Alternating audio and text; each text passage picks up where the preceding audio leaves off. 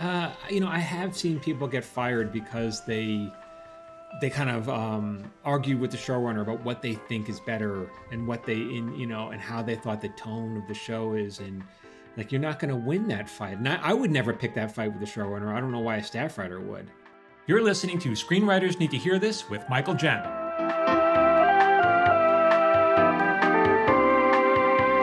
Okay, welcome back, everybody. Today we're talking about, this is so important. We're going to talk about how to get fired from your first job. You're like, but I haven't even been hired for my first job. I know this, guys.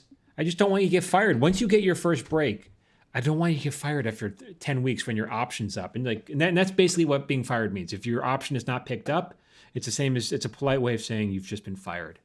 And I see it happen a lot with young writers, which is a shame because you spend all this time breaking into the business, praying and whatever, hustling, and then you get in and you get fired because of something you did, and you're not even aware of it. You're not trying to get fired. You're not. I know you're not trying to be difficult, but I see it happen all the time. I see young writers get fired because they get in their own way.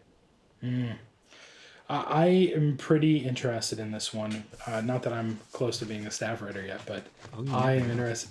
Well, hope fingers crossed. But this I have as a PA seen turnover on a TV show already.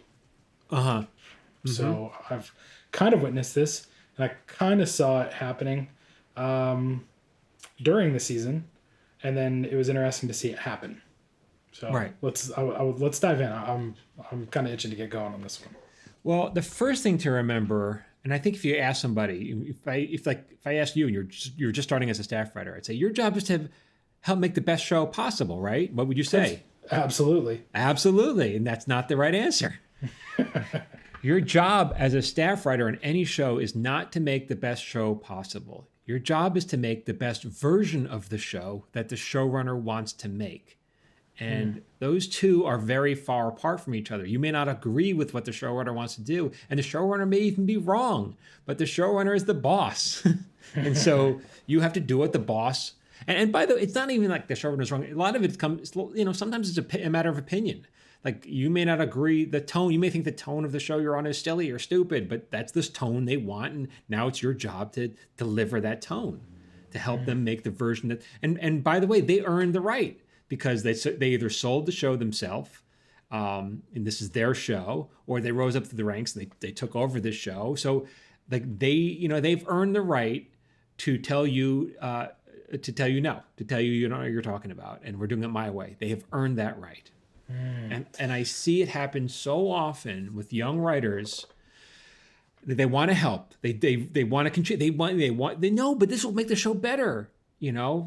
They want the same thing. I want to make a hit show just like you, but okay, but that's not your job, and you don't even know any better. So your job is to help the showrunner make the version of the show they want to make.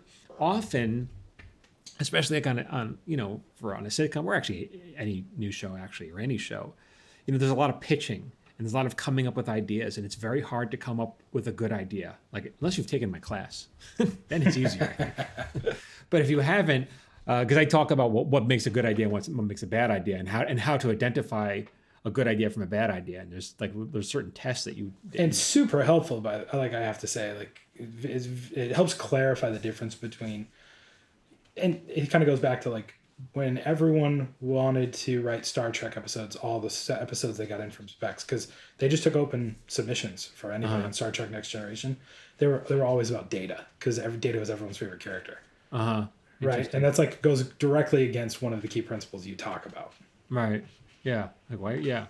So obviously, sometimes new writers, they want, like I said, they want to pitch an idea. They don't really know what a good idea is from a bad idea, and this included me when I was that age. Believe me, I didn't know either. It took a long time to learn, and so pitching a good idea is hard. But the next best thing they think is to shoot down someone else's idea. Well, okay, I can't come up with a good idea, but I know I can help point out why yours is a bad one. like that's not actually helping. We've talked about that before. Dr. No, right? Dr. No. The expression we use a lot is pitch, don't bitch. So don't bitch at a problem. Don't point out a problem. Don't complain about a problem unless you have a solution. Because solutions are hard to come by. But you're not getting paid to be the no person. You're not getting paid You're a writer. Your job is to create. Your job is to come up with things. Your job is not to tear things down. That's the studio executive's job. That's the network executive's job. Or it's even sometimes it's the showrunner's job, but it's not your job. And a lot of times young writers see, well, the showrunner is shooting down ideas. I'll just do what the showrunner is doing. And, but the showrunner's the boss. You don't get to do that. Your job is to contribute and to pitch, is not to bitch. Yeah. And so go ahead. Yeah, I was going to say, it's like that old saying from the personal development world. There's 2 ways to have the tallest building in the world. One is build the tallest building. Second is to tear down all the other buildings. Yeah, that's right. And there's a lot of that going on. That's interesting, tearing down buildings. And I see it, it's like a train wreck that I spot a mile away. Like if I'm running the show, then I usually pull aside this writer and say, hey, you don't know what you were doing, but you got to pay. This is what I think you're doing wrong. But if I'm not running the show and I'm a co-executive producer, which is very enjoyable because I could just sit back with my feet on the table and kind of watch the train as it's about to crash into the building. I don't say anything. It's not my place to say anything. It's not my place to tell a young writer, unless they come to me for advice and, hey, how am I doing? And sometimes they do, but most of the time they don't. I don't say anything because it's not my, I could be reading the temperature of the room wrong. It could be that maybe the boss thinks you're doing a great job. I just don't think you're doing a good job. So I don't say anything unless they come to me. Right. It's interesting though, because your writing partner, he tends to be more vocal about that kind of stuff, doesn't he? Sometimes, and sometimes they'll say it in a way that's funny, so I think it goes over their head. And I'll laugh, and no one else will laugh, and maybe it's not that helpful for them because they're not really, you're not really telling them straight what they're doing. But again, like I said, it's not if we're not running the room, it's not our place. Sometimes we'll say, and a writer will say, to play devil's advocate, and Sievert, my partner, will say, oh wait, we're playing devil's advocate. Hold on, let me get out my cards and the board game. I didn't realize we're playing devil's advocate right now. Because that's not the name of the game. And the devil doesn't need an advocate. The devil is pretty powerful. No one needs to stand up for the devil. It's awesome. It's great. I love it. So that's one of the ones that's definitely one of the warnings. Another warning that I have, or another way to excel, if you're not ready to come up with your pitch, there's a lot of things I want to cover. If they're like, let's say there are 8 writers in a room and you're the new guy, you're the lowest on the totem pole. It's natural to think that you have to carry 1/8 of the conversation. You have to have you need to be speaking 1/8 amount of time as everybody else. I think that comes from social cues too, right? Like if I'm just sitting there listening to people talk, I don't feel like I'm contributing. I would feel weird. Yeah. I get that. And so I totally understand why people would think that. But when it comes to story breaking, if you are, and you don't know how to do this because most young writers just do not, if this is in over your head, don't feel like you have to contribute 1/8 as much because there are other writers, the higher up writers are getting paid much more than you are. And it's their job. This is more their job. And they have to, so in other words, if they're getting paid 5 times what you're getting paid, they need to be speaking 5 times as much or have 5 times as many good ideas as you do. It doesn't have to be equal. And so don't just talk to hear yourself talk, which I think a lot of times young writers do. Well, I haven't said much in the past hour. I better start talking, Right. It's like, no, if you don't have something important to say, don't say it. You're not getting paid for volume of air coming out of your mouth. Well, so that seems, and I totally get why young writers would fall into that trap because I get it too. Yeah. I'm getting paid to be in this room, which means I must be doing my job. And I'm sure these are some of the questions I have for you at the end of this. But it's really just defining that job so that I know, what am I doing? What am I actually expected to handle here? And that's a question they should ask. They should ask that question of the showrunner after a week. Hey, how am I doing? What could I be doing better? Or ask a co-executive producer, like a higher up. What do you think? Often it's easier to go to the co-exec than the showrunner because you don't want to bother the showrunner and you're insecure. That's the person who hired you. So it's easier to get better feedback, I think, from the number 2 in charge. Got it. So yeah, that's definitely something to do. Another thing, don't feel like, I guess that's my first thing. Don't feel like you have to contribute equally. But you do have to contribute, but you don't have to contribute equally.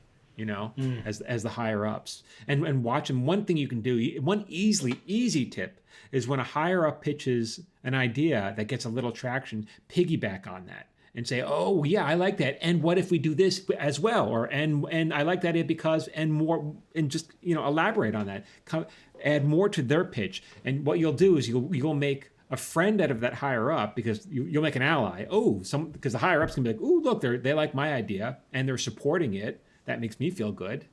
And now you're doing your job, which is you're pitching, you're contributing in incremental ways. Even if it's not your original idea, you're still contributing. Let's back up to something you just said. You said that your job is not to be equal, like you're not being equal, right? Yeah. It's to be incremental and to do that stuff. So what I wanted to ask is, in a world of equality, where people are being hired or being told that their voice is just as important as everyone else's voice, what I'm seeing, and I think it might be just a generational gap here, I don't come from the perspective that my voice is equal to those above me, right? It's like when I was in the corporate world, I was at dinner with the CEO. I was doing a speaking event in Vegas for one of our clients' events. And I was sitting there and we were talking about how to do something. I was like, I'll just make an executive decision and this is what we're going to do. And the guy was like, you're not an executive. And I was like, well, nonetheless, I'm going to make this. And he's like, you do not have the authority to do that. Right. And I was like, oh, yeah, the executive decision means the executive makes the decision, not me deciding I'm making an executive decision. Right. So I was going to ask, do you feel like that approach to equality do you feel like that's an issue in writers' rooms right now? Have you noticed any of that? I have seen people get fired because they kind of argue with the showrunner about what they think is better and what and how they thought the tone of the show is. And like, you're not going to win that fight. And I would never pick that fight with the showrunner. I don't know why a staff writer would. Like, my job is to get on their page. So do I think equality? Like, I don't think I'm equal in the room. Yeah. I don't know why anybody else would. The showrunner is the boss. I'm not equal to the showrunner. Got it. I just wonder how much of that perspective carries into a room, and it's the cause for a lot of people being fired. I see sometimes people they know on something, they get on it, they attach the right, they pitch an idea and they're like a dog on a bone because they want to see their idea come to fruition because this is how they contributed. And so now they start, digging their heels in, and next thing you know, they're not getting their option picked up. Yeah. And so, it's a Pyrrhic victory. Okay, you won the fight. Well, now you're out of work. Hi guys, it's Michael Jamin. I wanted to take a break from talking and talk just a little bit more. I think a lot of you people are getting bad advice on the internet.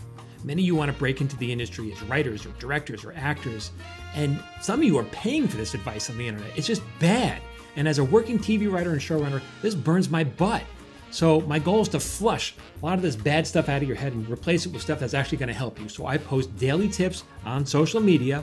Go follow me at Michael Jamin Writer. You can find me on Instagram and Facebook and TikTok. And let's be honest, if you don't have time, like just 2 minutes a day towards improving your craft, it's not going to happen. So go make it happen for you at Michael Jamin Writer. Okay, now back to my previous rant. Your note about piggybacking, I think, is very helpful. Yeah, you're never going to go wrong by helping somebody else with their idea. I posted something a couple weeks ago on either Instagram or TikTok, and I have a friend, a writer friend that I worked with years ago on King of the Hill, and now she's running her own show somewhere. I don't know. And she said, "Oh my God, the post I made was about story structure," and she goes, she sent me a private message. I wish I could share this video with my writing staff because these kids just do not understand story structure, and I can't.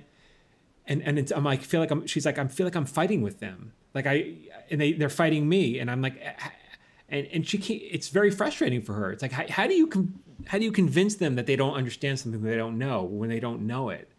And she was like, "Oh, how do I share this video on Instagram?" I'm like, "Listen, old lady, you don't know how to share it. That's not how Instagram works." She wanted to post it on Facebook, but that was what her point was, is that they don't understand, and that's kind of why they often get fired. Is like, part of your job, the main contribution you can as a staff writer, I feel, is like, okay, if you get a script, can you turn in a draft that doesn't need a giant page one rewrite? And that's very rare with a staff writer. When you get a staff writer who can do that, you're like, ooh, I just found a gem here. We can cultivate this writer. That's awesome. So that kind of leads into some questions I had. Is that okay if we dive into that? Yeah, let's do that. So number one, that was a question I had. I think you answered it. Is it appropriate to ask the showrunner for feedback? I think you said, you can. You said go to the number two. Is that just out of, you might be timid, or is it actually better to go to the number two? No, it's only if you're intimidated by the showrunner, because the showrunner is the boss. Yeah, my feeling would be I would want to get the feedback from the guy who's analyzing my job. Yeah, right? Yeah, it would be better to get it from the showrunner, but unless they're so busy, and often they're just really, really busy, so you have to find the right time and maybe schedule a time and say, hey, can we talk to you at lunch or something? You have 5 minutes. Yeah. Awesome. Okay, so obviously you said that the expectations for a staff writer can differ. Mm-hmm. From your perspective as a showrunner, what do you consider to be the main responsibilities of a showrunner? A staff writer. Of a staff writer. Well, if they can, it's funny if they can come in prepared with a bunch of ideas, and I'm always impressed by that. I remember even last season on Tacoma, one new writer came in. Oh, I have a bunch of ideas, and I was like, "Ooh, let's hear them," because I'm not prepared. Let's hear what your ideas are. And I don't know how many of them were any good, but I was impressed with the fact that they tried. Good for them. So that I like that. They said they did some homework and they give it some thought, and good for them. Got it. Okay. Anything else you consider to be a responsibility of a staff writer? Yeah. I mean, when you talk about voice, if you're doing, like, let's say you're doing a scene about women, and there's two women in it, and it's two men writing the scene, and for sure it's important to have the perspective of female staff writers say, well, okay, how does this feel to you? Does this feel accurate? Does this feel misogynistic? Does it feel true? And so in that sense, for sure, yeah, let's hear your voice, because you're getting paid. Then your voice is not equal to mine. Your voice is worth more than mine. It's more valuable because you have a perspective that I don't have. So in that sense, yes, chime up. If you have a unique perspective on something that no one else in the room has, let's hear it. Got it. Awesome. Okay. And then you said turn in a draft that's not a complete page one rewrite. That's easier said than done, of course. But yeah, yeah. Where do you think that goes wrong? Because, you sit in the room, you break the story. You're in there when they break the story. It's on a whiteboard. They tell you basically what the story points are. Right. And then they send you off and say, go write that. You would think it's foolproof at that point. You would think it's bulletproof. And I'm telling you, most scripts do come in. There's so much that can go wrong from after you get that story broken, even to the outline stage. You go, okay, the writer has lost track of what the story is supposed to be. They're stuck in the weeds. The dialogue doesn't sound fresh. Like, there's so many mistakes. And that's also why I feel like it's silly when young writers they fight on a story point, or they feel like, oh, it's all here now, I can't make it my own. And it's like, you have so many more decisions that you can make from just the outline, or from the beat sheet to the outline, or from the outline to the first draft. There's so many more decisions that you have to make. Stop worrying about those decisions that we've already made. You got plenty more decisions that you can make on your own that we haven't made yet. Right. Okay. Got it. Okay. Awesome. Anything else come to mind? I don't know. Am I missing something, do you think? No, I'm just wanting to know from your perspective, like, when obviously we've talked about what you look for to hire a staff writer in the previous episode. It's really more, how would you rate that job? Like, what is it what's your grading scale for someone being brought back? I even remember when we were hiring for a show we did called Glenn Martin that we were running. It was on Nick at Night, and we were reading a bunch of scripts. And I was getting a little frustrated from new writers, because these were writers who came from agents, so they had representation, and I just couldn't find anything that I thought was any good. And then I read this one kid's script, and I thought Act 1 and Act 2 were really good. Act 3 went off the rails. I was like, good enough, because Act 3 we can fix. Act 1 and 2, he did a really good job. And so I was happy with that. And I appreciate the fact that the story was moving. I was laughing on page 1, and I understand the act breaks, and so that was good. Well, so what if the ending wasn't any good? I wasn't worried about that. Got it. Okay, awesome. Are there any major mistakes you've seen people make that should be avoided? Like, right, is there just like, this is an absolutely a no-no besides arguing with the showrunner? You definitely don't want to argue with the showrunner. You don't also want to make anyone else uncomfortable in the room. That is a big no-no. But also, I mean, that should be obvious because that's like in any industry. But there's a lot of when you get into the writer's room, there's a lot of bullshitting that starts the day. And it's important to have that because, okay, well, what did you do this weekend? Let's just talk and let's hang out for a half hour every day and let's just talk. And to be honest, that's where you're getting really good ideas for episodes. And when someone opens up about their private life, their dating life or whatever, or their sex life, like there's always really, if it's a true story, you will steal something for the show. And so that's super helpful. And it's very easy for people to think, oh, we're not really working. I'm like, no, we are working. I'm trying to steal ideas from your head, from your real life to turn into a show. And so you don't want to be, which is all good. And you should definitely share. And that's wonderful. But you don't want to be the last person to bullshit in the room. You don't want to be the last person to sit in your seat when the boss says, okay, we're gathering. You don't want to be the last person you don't want to keep the boss waiting. Because you're in the refrigerator picking out the exact right flavor of yogurt. You also don't want to be the last person to be bullshitting. When it's time to get down to work, you don't want your story to be the last one. Because your boss may think, wait, let someone else be the last person to screw around. You don't need to be the last person. Got it. I think that's all great feedback. That reminded me of a story Phil Rosenthal, who was the co-creator of Everybody Loves Raymond. Yeah. He wrote a memoir called You're Lucky You're Funny. And in that he talks about how in the writer's room they would start and it's like, all right, what fight did you get in with your wife this weekend? Right. And that is how they would come up with the stories for Everybody Loves Raymond. Yeah. And it's funny because I have a writer friend, Tucker Cawley, who wrote on Everyone Loves Raymond. And he had just come back from a vacation with his wife. And I'm trying to remember, I think this is how I remember it right. But they were unpacking the bags and neither one of them wanted to put the luggage away. And they turned into a fight. And Tucker's telling the story to the writer's room, and everyone's laughing, and that became an Emmy Award-winning episode that he wound up winning because he was sharing this stuff. And so the more intimate, it's tricky right now because people are so on eggshells about sharing their, you don't want to make anyone uncomfortable, and you don't want to share you can't talk about sex, but like in the writer's room, you should be able to talk about that stuff because that's what you clean up and put on TV. Well, that's like another story from one of the writers from The Shield.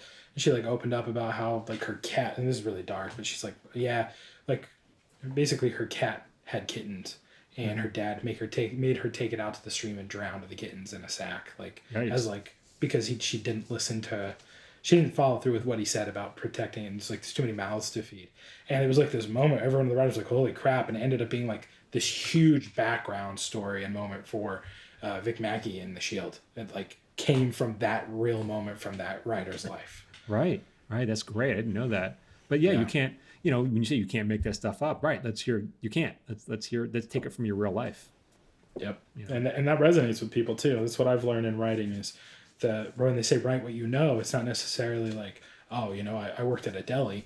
It's what happened in your life and what are those moments, because the specificity of that moment is what connects with other people. Yes.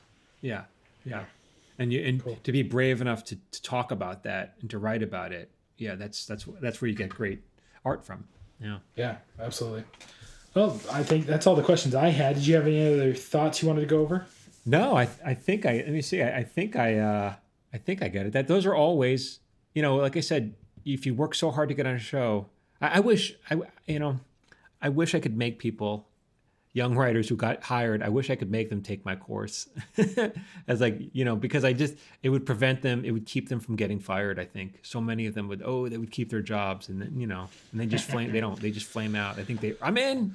And, well, your course isn't just story structure. You also talk about terminology that they use in the writer's room, which was incredibly helpful. I remember going in as the writer's PI in Tacoma, and I sat down and I was hearing you guys talking about, that's a runner, or here's the foil, and I was terms I never heard, and I've been studying this thing for 8 years. What was the last one you just said? A foil. What's a foil? Oh, that's his foil, and it's okay. Why are we a tin hat? What are we talking about?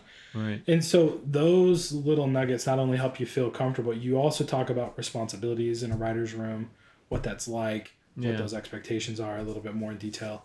I would agree. It's been nothing but helpful. Right. And the feedback from people, I have private conversations with people in the group because I think like they still look at you like, oh, that's the showrunner. I can't talk to him. They don't want to talk to me. That's all. Yeah. but I get feedback, I talk to some people on Twitter and some other places, and their feedback's nothing but helpful. Like one guy just had something optioned. And he's attributing his success to you for that. That's great. Yeah. So Good it's for incredible stuff, man. So if anyone hasn't checked it out yet, I'd encourage you to check it out. It's just powerful stuff, really simple, tons of content, but really broken down into bite-sized chunks that are easy to digest based on what you need. Yeah. Check it out. All right, everyone. Thank you. Come back for our next podcast episode. We got more to say.